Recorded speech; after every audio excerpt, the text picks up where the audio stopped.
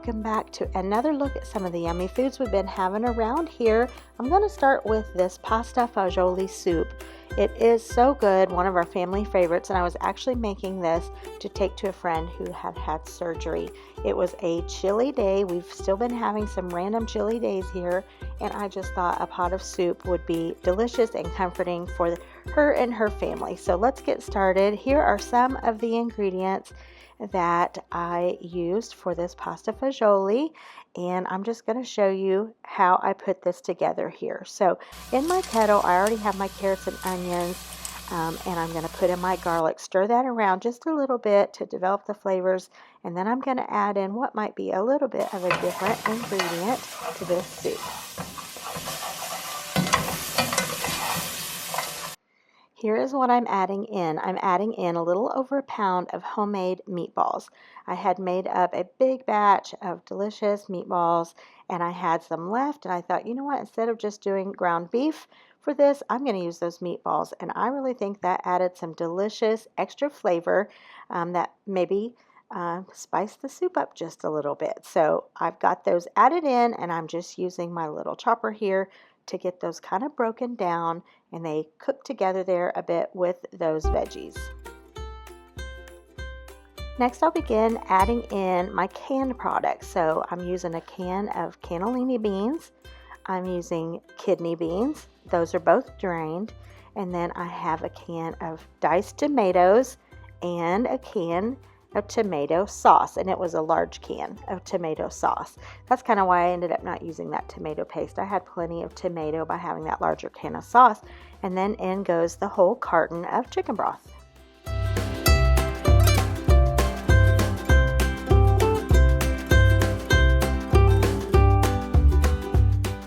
Now, to give this some delicious flavor, I sprinkled in some paprika and some Italian seasoning.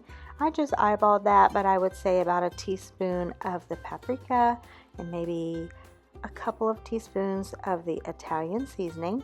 Just getting those stirred in, and I'm telling you, the house started smelling so good while this was simmering on the stove. After it was pretty much simmered and done, I sprinkled in just the shaky Parmesan cheese. And in a separate kettle, I cooked up my ditalini noodles. Now, I cooked up a little more because, like I said, I was taking this to a friend, and I just wanted to bulk it up a little bit more, and I knew the pasta would be a big winner with her kids. And then you can see the green in there. I wish I had some fresh basil, but I didn't. But I wanted some fresh green, so I just snipped in some cilantro. Not a lot, but a little bit. And it added a great flavor as well, and some of that pretty fresh green. I took this big pot of soup along with a loaf of fresh garlic bread. I took a gallon-sized bag of watermelon all chopped up, and my sweet mother-in-law pitched in on the desserts, and I took a big tray of dessert.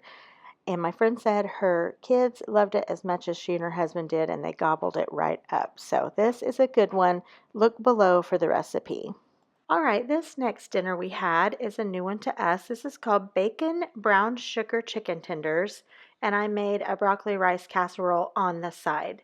So to get started on this, I just took one boneless, skinless chicken breast, cut it up into tenderloin sizes, and then I'm sprinkling on some garlic, salt, and pepper. And then next you're going to go in with chili powder. And after the chili powder is on, you're going to add on some brown sugar. I think the first time I saw this recipe was Megan's Kitchen, if I'm not mistaken. I've seen this around even since then, but I think the first time was on her channel. So I just looked up a recipe online. I'll have that linked below, and of course I will leave a link to her channel from when she made this. But once you get those seasonings on there, coated real well, I just turned them over and added the same thing back in on the second side. And then I'm just taking bacon and wrapping up these chicken tenderloins. And I'm going to bake these on a parchment lined sheet because, you know, thinking about this brown sugar, you know it's going to get sticky and ooey gooey and be a mess. So the parchment paper helped save some scrubbing on that pan after this was all done. So I'm just going to continue with these, get them wrapped up with the bacon, and get them on the pan.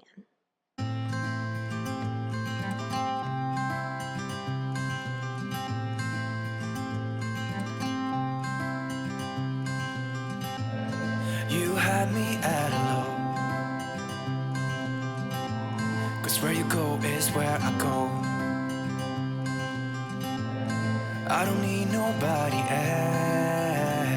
I got you, and you got me too. My broccoli rice casserole, I started off with this jasmine rice and I just cooked it up per the package directions. And I decided to make a little extra to put in my refrigerator because I like sweet rice with like butter and sugar. Well, my mistake was, the first mistake of many with this recipe, is I forgot to take out the portion that I made that was for extra. So I have way too much rice than I was supposed to use. Like I said, that was the first thing. So you can see to the rice there, I added in some Velveeta. I'm just letting that melt in the really, really hot rice for my cheese portion of the broccoli rice casserole. I looked up several recipes. I've got lots of church cookbooks that have this in it. I've even made it before years ago, but rice is usually not my favorite in a broccoli casserole, but for whatever reason, this sounded good. But maybe I should have just stuck with my normal broccoli casserole, or else followed the directions a little more carefully without being distracted. So I don't know. I just wasn't thinking and I left all of the rice in there. All right, now that that is mixed up, I am going to add in my can of cream of mushroom soup and some black pepper, and I am going to get this mixed together. You can ride all the blue. I wanna do what you want to. We can leave and run away someday, someday. All right, now since I had all the extra rice in there, it seemed a little thick, so I thought, okay, let's do some heavy whipping cream. So that was okay. It definitely made it creamy, but I don't know, I just didn't really like the flavor that that added. It just did not taste like it should have. Maybe I should have just put in some chicken broth. I don't know. Like I said, I'm just, it's just a whole little batch of things that I probably shouldn't have done. So anyway, another thing, I should have cooked my broccoli. It was fresh broccoli. I should have steamed that first. I was just thinking it's cut so small, it'll bake up in the oven when this goes in to bake. And it did, but it just wasn't as soft and tender as I wanted it to be. I will say overall, this was good. It was. We ate it. We ate out of it twice. But it just wasn't the broccoli rice casserole like I was wanting, due to all the things I already told you about. Let's not revisit any of those things again. Now, I'm going to show you, though, how I turned this around here in the next dinner.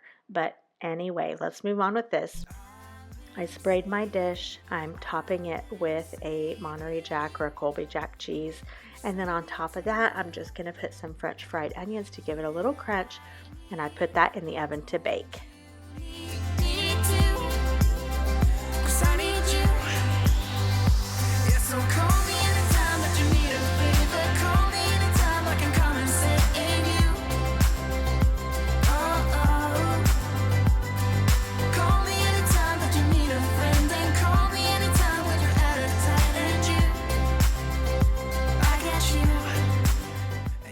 And here is my plate. Like I said, the broccoli casserole was good. It wasn't my favorite. I'm going to talk to you again about that in just a minute.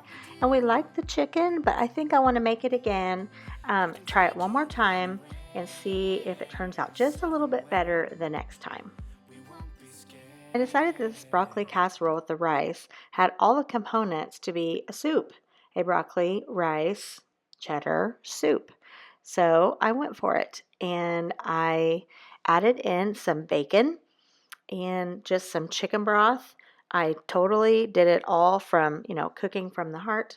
Made it how I thought it should be, and it was so, so good. So I totally felt redeemed. We redeemed this after all. It made a warm and delicious soup that we really, really loved. All right, this thing just came off the smoker.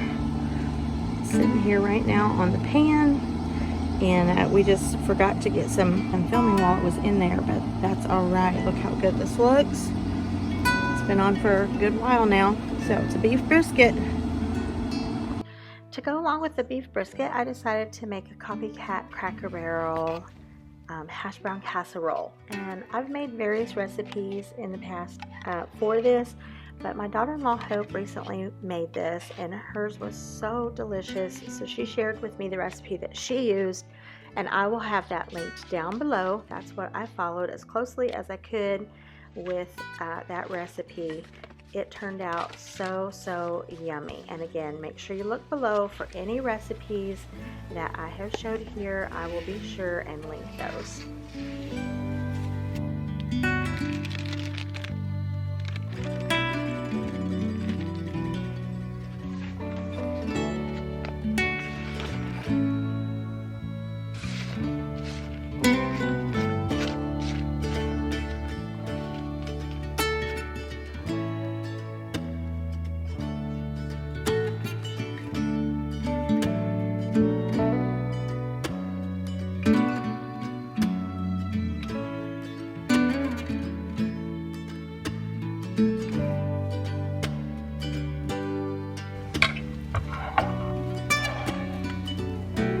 And I almost forgot to even take a clip of this. We were so anxious to dive into that brisket, but this was delicious. And the brisket, I need to film James sometimes. He does that, so I have no clue what all he does, but he is great at it. Maybe sometime I can film that.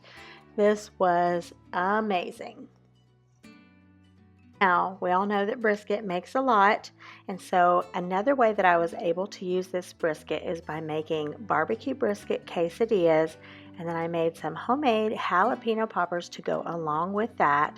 So let's get into this right now. This was so good. It tastes like we were having some yummy snacks at a restaurant or something. They were so good. So starting off with the jalapeno poppers, I've got some cream cheese. I used a half a block, so 4 ounces. Put in some Lowry seasoning salt and about a cup of cheese. I think that's like a Colby Jack or a cheddar jack blend of cheese. So I got that all mixed up. Of course, sliced my peppers in half, got out all the veins and the seeds, washed my hands thoroughly, and then I am just going to start stuffing these peppers with this delicious cheesy mixture.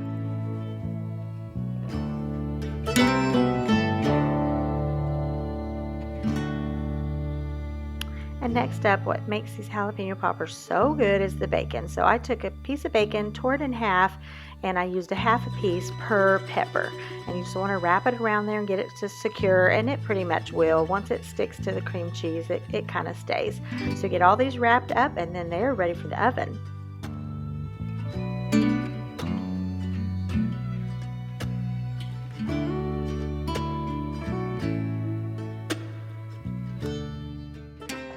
Now I started off thinking I could get these all in an 8x8. I don't know what I was thinking, so I moved them to a little bit of a bigger baking dish, and I used parchment paper underneath again. That way it would help with cleanup. Just got these all on here and in the oven to bake. I will have the recipe that I followed linked below. You just want to bake these, I think it's maybe 15 or 20 minutes. You want your bacon to get all done. Next, I am moving on here to my quesadilla. So I have buttered my tortilla on the bottom, and I've put a fair amount of that delicious beef brisket, and I'm going in with some shredded cheese. I decided to use some open pit barbecue sauce on mine. I love open pit, and so that's what I put on mine. I just buttered the top tortilla. That way when it's ready to turn, it's got a good amount of butter on there, so it can just fry up just right. It's always a, hold your breath. Hopefully you can get that thing turned over without losing all of it everywhere. So that turned out pretty good. And I served this with some sour cream with a little bit of parsley on top. So delicious. And look at these, hot out of the oven, bubbling away. This was just the right amount of doneness for the bacon. It was completely done. Some were a little crispier than others. This was so good, and I was able to even freeze a good portion of that brisket because it makes so much. But this made a really fun, easy dinner, using up that brisket, making a little side of the jalapeno poppers to go along. I hope you have enjoyed this video. Hopefully you've gotten some inspiration, some things that you might can add into your plan. Give it a thumbs up if you did enjoy it, and subscribe if you've not, and I'll see y'all the next time.